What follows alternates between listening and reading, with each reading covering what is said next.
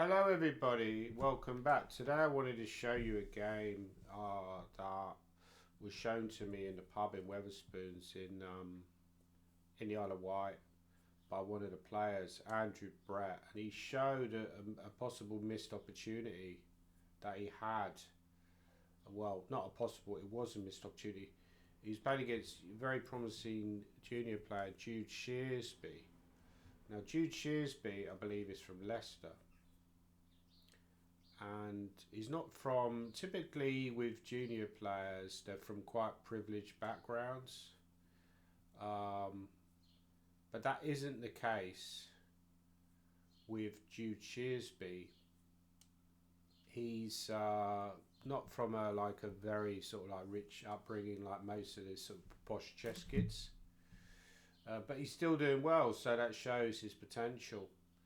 um, He actually came equal first in one of the Blitz tournaments,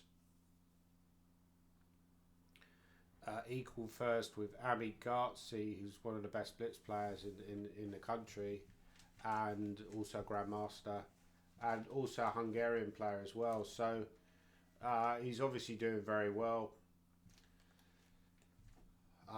So let's have a look at this game anyway, but he was a little bit lucky in this game.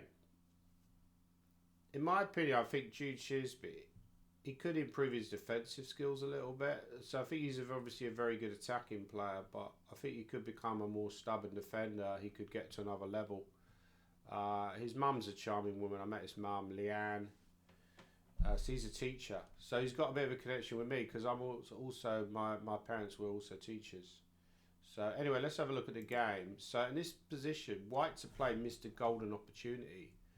So white to play, what would you do here? Your rook is attacked by the queen on c7. Now white to play does have an amazing forced win here, which you didn't find during the game. And that's what attracted me to the game. I was like, yeah, that's an amazing idea, which I've never seen before. Typical computers, they're very, very good at concrete solutions.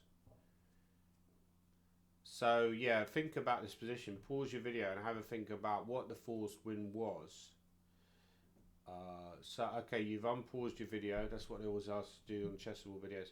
The move knight cb5 is very strong, which is hitting the queen. It's like a remarkable idea, hitting the queen on c7. So you're actually provoking them to take a rook, which is that's the amazing idea in my opinion. I suppose they could take there, right? But then I think here you're going to probably win on material, although black does then get 3 pieces for the rook. Sorry, for the queen, I should say. So maybe there's a better... But then queen d6 is very strong. And hitting the knight... I suppose black could play knight e6 there. Maybe it's not the end of the world. Doesn't look great. But I guess that's losing. Maybe also after this there are other ways to win as well. For example, you could take here with a queen and then you have a queen d5 check, picking up the rook. So that's also possible. So the obvious reason you don't play that move is, well, because they're attacking the rook, right? So they're going to take the rook. Now if they move the queen somewhere like here, doesn't seem to help much. You can tell I haven't done much analysis on this position because I'm sort of making it up as I go along, but this looks bad, right? I mean, even a move like knight c2 is very strong, and d6 is weak. Just a simple retreat like that would be very strong for white. Where can you put the queen? There's not an obvious square to put the queen. You could put the queen on d7. So the obvious move is, well, why not take the rook, right? But then we see the genius behind white's idea. White plays knight c6. The queen is kind of trapped in some ways because it can't go to d8 because of knight. It can't go to c7 because of that knight, and it can't go to b6 because of bishop. It can't go to a4 because of the white queen. It can't go to b4 because of the knight. So the only square is queen a2. But then white plays a lovely idea. Again, beautiful idea. They just go, I think queen d5 is strong as well, right? Maybe. But knight e7, is that right? Or is it the queen d5 first? Maybe it's queen d5 is more accurate. queen d5 here, and then knight e7, and black is done. Can you go knight e7 immediately? Actually, I want to do that move instead. But then king f7. But then bishop h5 check is crushing, because when you take here, this is checkmate. Beautiful ideas. Well, the position just works for white. Yeah, if you go here, I go check, and then this queen d5, and this is just completely game over. Like rook f7, I can pick of wins. I can probably just take that, right? And then this guy's hanging. I think knight d6 is also strong. So game over for black. Essentially, knight. Yeah, that would have been an amazing win, but hard to find. So it's funny how the game turned around. So white played rook d5, queen f7, good defensive move. Well, white could have taken on d6, I guess. Not sure what was wrong with that move. Why did he decline to do that? Seems like an obvious. I would just take the pawn. You know, always grab material if you can. Yeah, black maybe gets some activity with knight c5, possibly, but doesn't feel like it should be enough. But okay, what white did was also strong, knight b5, because you're just going to take with a knight there. So this is kind of desperate for black. I mean, probably knight takes was strong, but then of course the knight's still attacking the rook. So rook takes, good move, and knight c6, bishop d7. So this is real desperation stuff for black. Knight d6, but that's often a mark of a good player, when you get a bad position to resist, you know, and not just collapse, which black does a good job of in this game. You know, you continue to pose problems to your opponent. c5, good move, bishop e6, bishop d4, still controlling the game. I mean, bishop c4 was not forced, obviously. You know, white could have played a number of moves. But generally speaking, when you're winning or when you're better, so in this situation, white is white is a pawn up, right? So white is one pawn ahead, but with a very commanding position. The general rule is just to keep control. You know, you don't need to do anything special, right? So I would be kind of tempted not to go bishop c4 and maybe play some other move. Not sure what that other move would be. Maybe b4 is an idea. Just cementing the pawn on a6. If they ever go a5, you go b5, you get two connectors. They can't go knight d5 because of this is hanging. Maybe this idea is a queen a1, or simply, yeah, queen a1, putting more pressure on this diagonal. It generally just looks completely winning for white. Like, there's a number of ways to win. Bishop e5 is also strong, possibly. Queen e1, intending queen g3, exchanging queens is another idea. So lots of ways to win, but he goes for the most forcing, which is understandable, bishop c4. But that does give, you know, black, there's a square on g4 for the knight. I don't know how relevant that is. We can't use it at the moment because rook g7 would happen. So rook c8 again, like a tough move. Yeah, so knight e5, queen here, rook takes, queen b3, good move, right? Queen g8. Yeah, so this is where white had another forced win, which he again failed, and this is where it started to become more significant that he screwed it up. Okay, because I think I would have found this one, because I'm always looking for checks and captures, and I'm always looking for power moves, you know, moves where you kind of come into the opponent's position, right? So I don't think I would have found that idea in knight b5 earlier, like very little chance, but I might have found this. So what white plays in the game, knight g6, that was quite a bad move apparently. What he could have done was bring the knight into f7. So Andrew could have gone knight f7 check. Now obviously you can't take because you lose a queen. So you know, you can calculate this variation quite easily, that the king has to move here and then you come in with a queen. And this is really just game over for black, because you're threatening queen takes f5, mate, checkmate.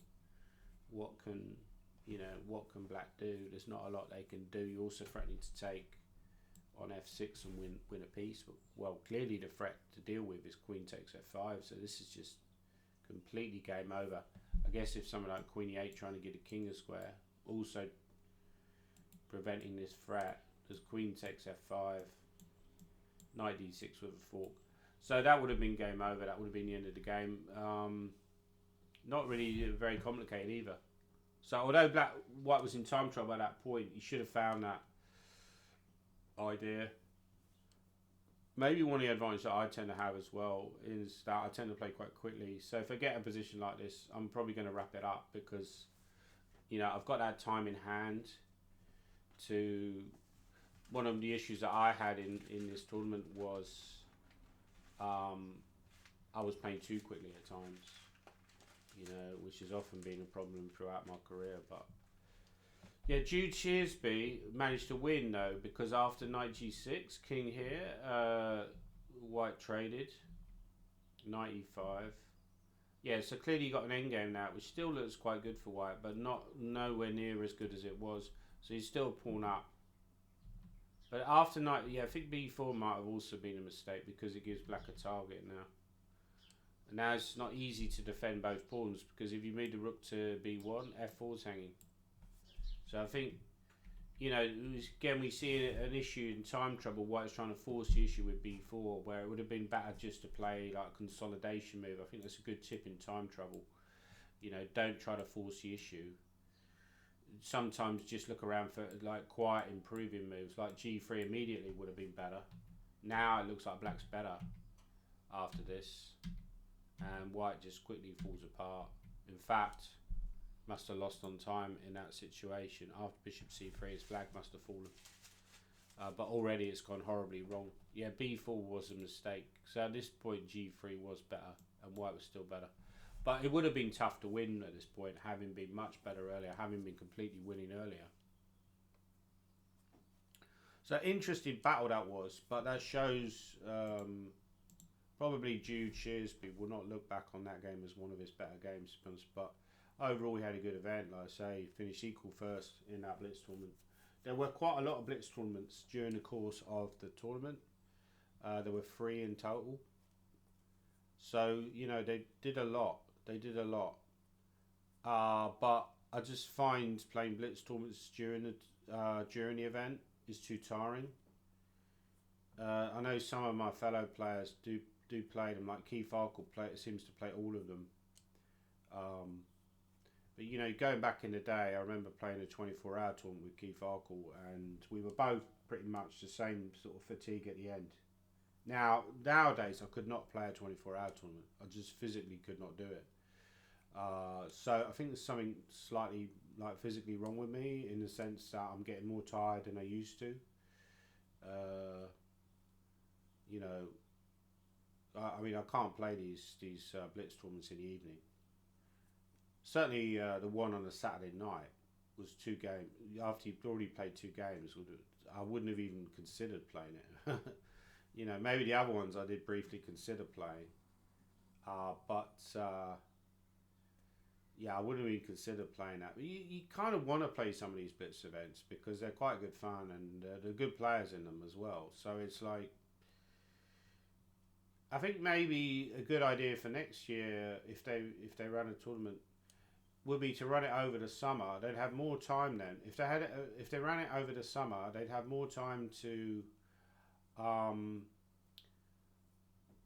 play some of these other events, have some of these other events on, say, during a rest day or day after the tournament or day before the tournament.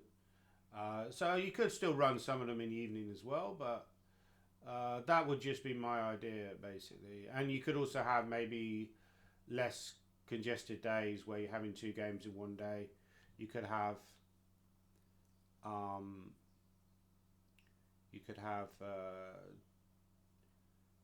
you know, 2 games a day, maybe in 2 days, which is typical on the continent. In this tournament, there were 2 games in 3 days. You know, there were 2 games. I should say, sorry, there were two days of where there were 2 games a day on the course of 3 days, and there were 3 days where there was only 1 game a day. But you could run the tournament and maybe have it over 7 days. If you had it over the summer and have one game, ideally you'd have one game a day, but it seems to be very rare that tournaments are one game a day. But yeah, overall I enjoyed the tournament. Hopefully I can get invited back next year. I made a little joke about the toilet situation, but that was just a joke. It's like an ongoing joke with when I talk about chess tournaments. It's the poor hygiene quality of the toilets, because people just don't use the facility. It's not anything to do with the tournaments themselves or the hotels so much. It's more to do with the actual participants. Although there are some tournaments where the toilets are basically kept a little bit better than others, I would say. If you've got a particular hotel, then they've got like a cleaner beavering around all the time, then somehow the toilets are in better condition. But if you go, because it was unisex toilets at the school that we were using, you could tell it was a guy or a boy who had used them before you went in, because obviously a girl is not going to leave the toilet probably, or a female is not going to leave the toilet in that terrible condition. So it's generally males who are leaving these toilets in terrible conditions.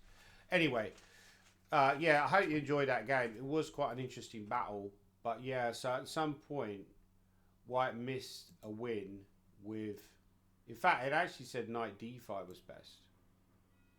So maybe I'm getting confused about this knight cb5 move. Maybe that wasn't, no, that was also good, right?